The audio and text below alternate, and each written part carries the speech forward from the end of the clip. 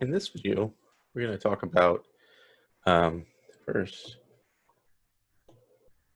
graphing inequalities.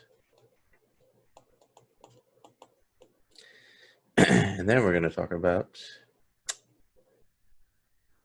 interval notation.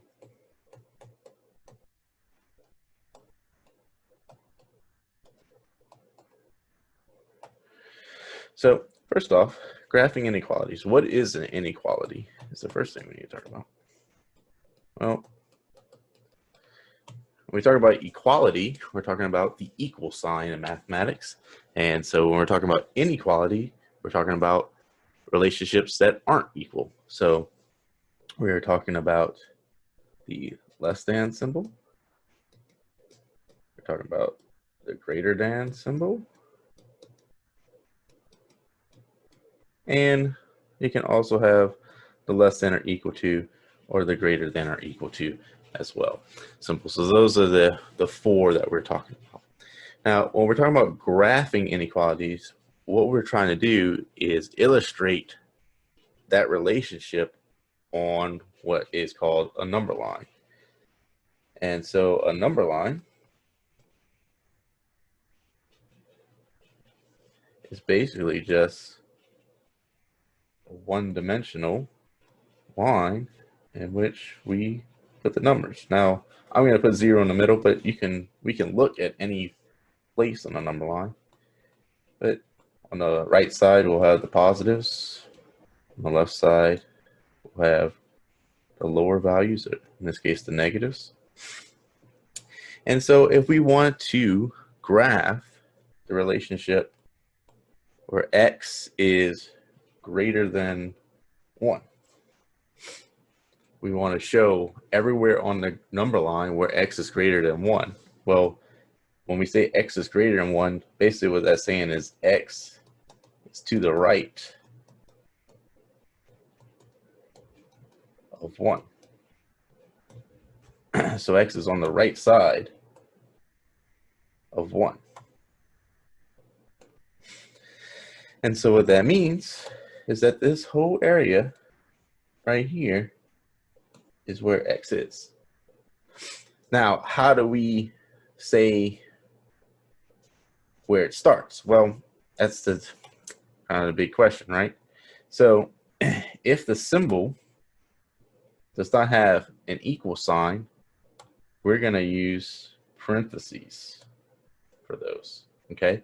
And since it's beginning at 1 and going to the right, we're going to use this left parenthesis here at 1 to show that that is where our interval starts. And so this would be the graph of x is greater than 1.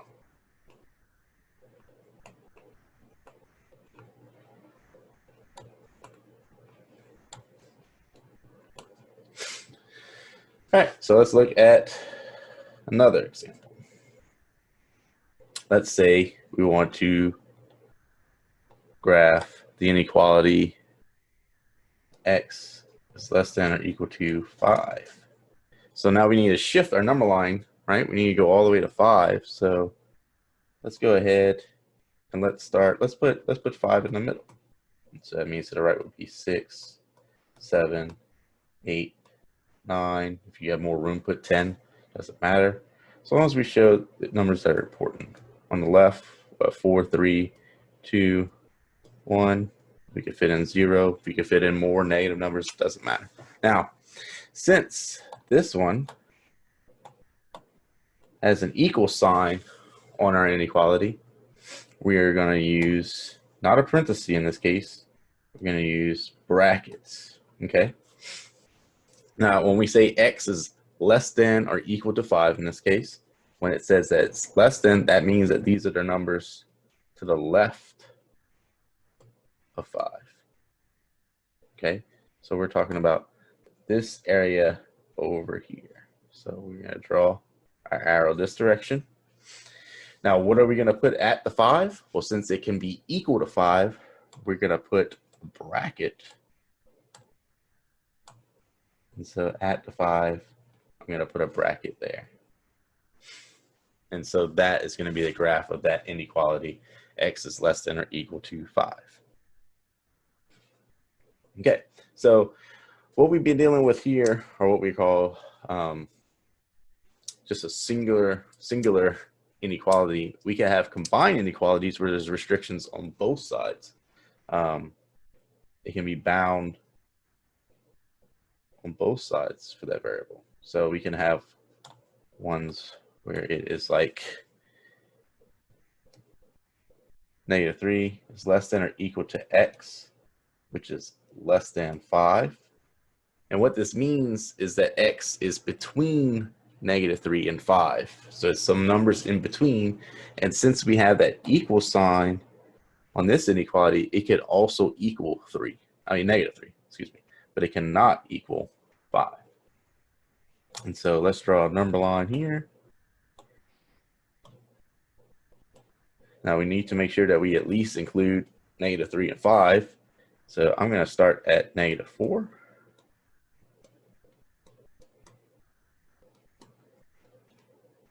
And then we'll have 1, 2, 3,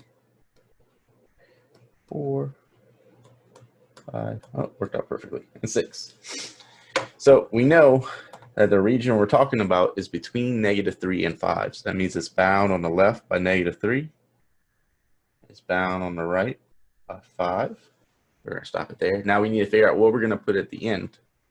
Now, since it is equal, it can be equal to -3. We're going to put a bracket there. Since it's strictly less than 5 and not equal, it cannot be equal to 5. We're going to put a parenthesis there. Okay, so we can graph those. All right, so leading from that, let's talk about interval notation.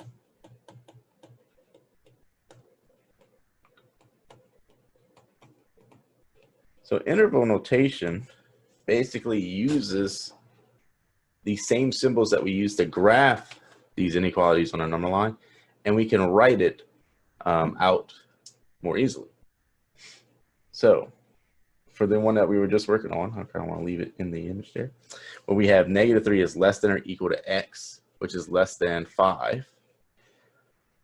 What we can do and write that in interval notation is we're going to state it's from -3 to 5. So we'll put a comma between those. It tells us first number is where we start, second number is where we end. You always want to go lowest to highest, just like we move along the number line.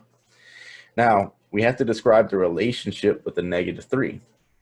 So we can see above here that it is less than or equal, is greater than or equal to -3. And so therefore, for our interval notation, we have to decide if we're going to put a bracket or a parenthesis. Well, since it can be equal to it, just like we'd put on a number line at -3, we're going to put a bracket. And so it's going to be open bracket, -3, comma 5. Since it's not equal to 5, it's strictly less than, we're going to put a parenthesis. And so that is going to be interval notation for the inequality -3 is less than x, which is less than 5. Okay, and let's try one more example. We're going to do both for this one. We want to take this inequality to is greater than or equal to x, which is greater than -3. We want to put this on a number line, and we want to write this in interval notation. So the first thing we need to see here is notice that our inequality is kind of written in the wrong direction, right? The lowest number's on the right, the highest number's on the left. We can flip that around and rewrite this. So let's write -3 first, since it's the lowest number. The relationship of x is greater than -3. So we're going to write that -3 is less than x. So that still is stating that x is greater than -3. The relationship of x to the 2 is that x is less than or equal to 2. So I'm going to do less than or equal to 2. So these two inequalities, this one and this one are stating the exact same thing. They're just flipped. Okay. But it's always good to, in my mind, and what I recommend is write it in the order from lowest to highest. It's a little bit easier to understand. It's going to be a lot easier to graph it and write it in interval notation in the end. So let's try to write this in interval notation. Let's graph it on a number line first. And so we need at least the lowest number of -3. Let's start with -4 then. We'll have our -2, -1, 0, 1, 2, 3, 4, and we can go all the way to 5. That's fine. Now we know that our variable x is between -3 and 2. So we're going to start here from -3 all the way to 2. Boom. That's going to be the region of our inequality on the number line. Now we just got to figure out what we're going to do with those endpoints, right? And so there. Now it is strictly greater than -3. So that means we're going to use a parenthesis there. But x is less than or equal to 2. Since it can be equal to 2, we're going to put a bracket there. Fill in my bracket so it doesn't look bad. There we go. All right, so once you have the number line, it's really easy to write the interval notation. And what I usually recommend is that if you have a hard time or if you struggle at all with writing interval notation, draw the number line first, and it'll come a lot easier because all we need to do is look at the number line. It tells us what to put for each number and what numbers to put. We have a parenthesis. Let me highlight this and let's say red. We have a parenthesis and -3, and we have a bracket on the 2. And so that means for our interval notation, it's going to be parenthesis, -3, comma, 2, and then the bracket. And that will be our interval notation. Okay, that is it for graphing inequalities and interval notation.